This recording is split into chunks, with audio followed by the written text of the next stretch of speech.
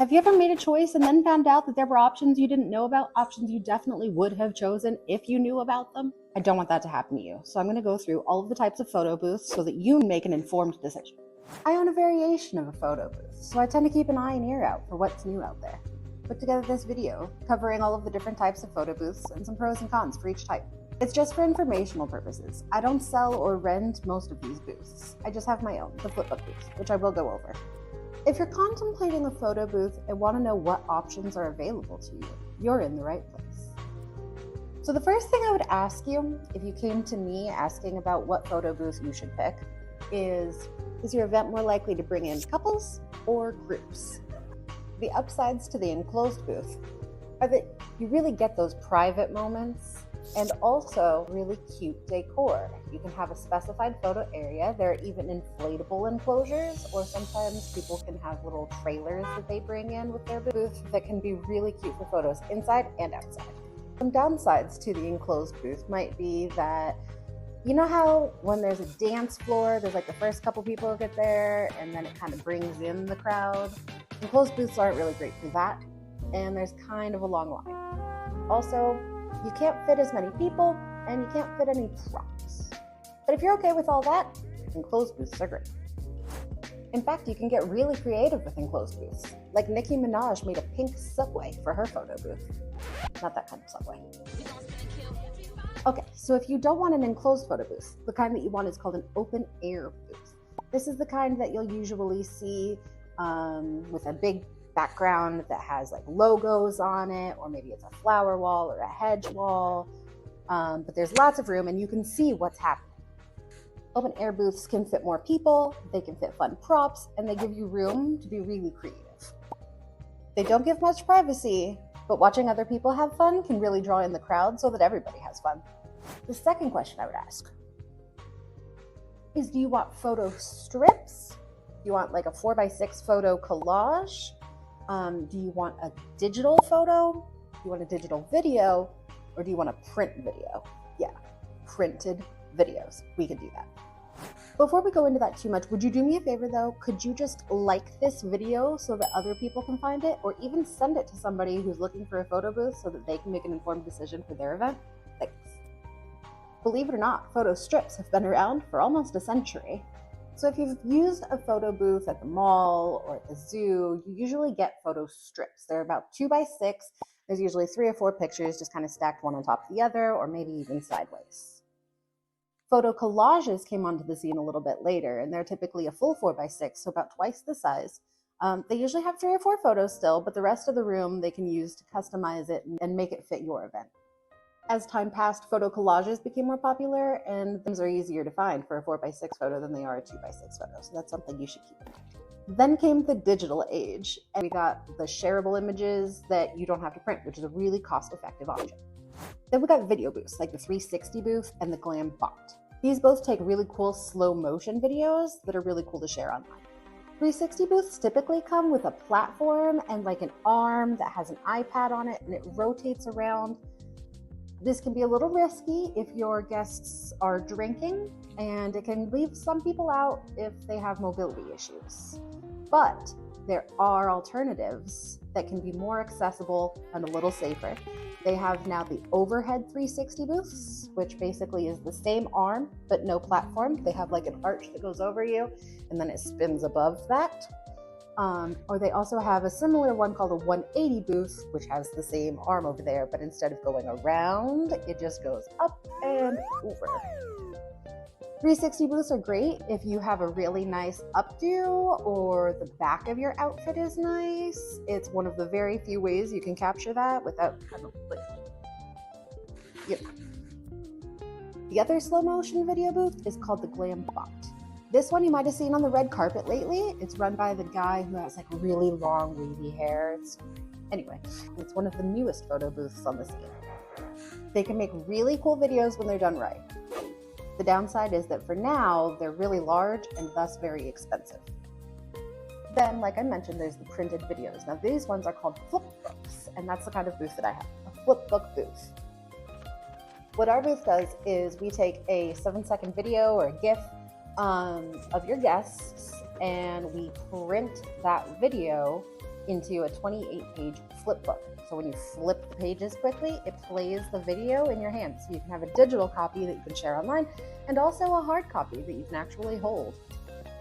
Okay, by this point, you've decided whether you want an enclosed booth or an open air booth, and you've also decided whether you want photo strips, photo collages, digital photos, digital videos, or a flip book. Next, I would ask about what backgrounds you like.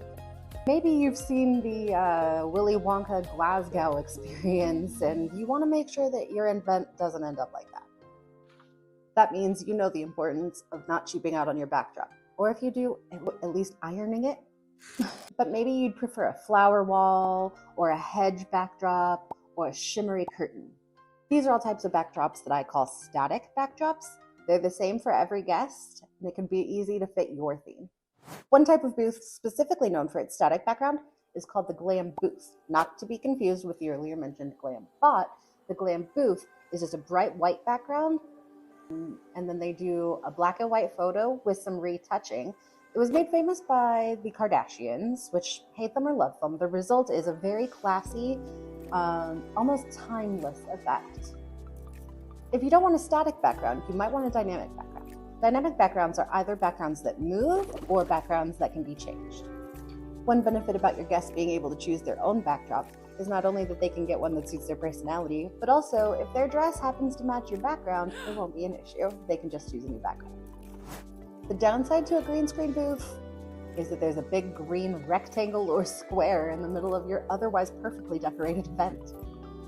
A workaround for that problem is a double-sided backdrop. We happen to have this, where on one side it just looks like a normal backdrop. The one that we have is called lighted wood. And so it just looks like wood paneling with some lights on it. And it blends in with any type of venue really easily. And on the other side is the green screen, which you'll only really see when you're using the booth. Technology these days means background removal is possible even without a green screen, but it might cost a little extra and it's a little bit glitchy sometimes. The last background option is no background at all. This would be good for something like the roaming booth. Roaming booths are a fantastic option for events that don't have a lot of space. It's a booth that is either a literal robot, or like a photo booth on a Roomba, or like a person carrying a photo booth. And they come around to all of the guests at the event and give them the opportunity, which provides something a little bit more candid and also still gets the photo booth experience. Once we have all that figured out, I would ask you if you have any preferences for how the booth actually looks. Some booths come in like a wooden shell that can fit really well with like a country western theme or anything kind of antique or natural. Others look kind of more like Wally's girlfriend. Another option is a booth that looks like a mirror. They're called mirror booths. And it's not really a mirror, it's a large display. And it's touchscreen, and it has lights, and it has the ability to provide instructions, so you don't even really need an attendant for that one. The only downside that I've seen personally to the mirror booths is similar to how your phone screen doesn't work great if your brightness is too low and you take it outside. The mirror booths don't work great outdoors because it's a little harder to see. So what are your favorites so far? Is there any mixing and matching that you would make that maybe isn't already a thing? Tell us in the comments. If none of these really suit your fancy because you're looking for something just really different and unique, here's a few more options. There's the AI booths.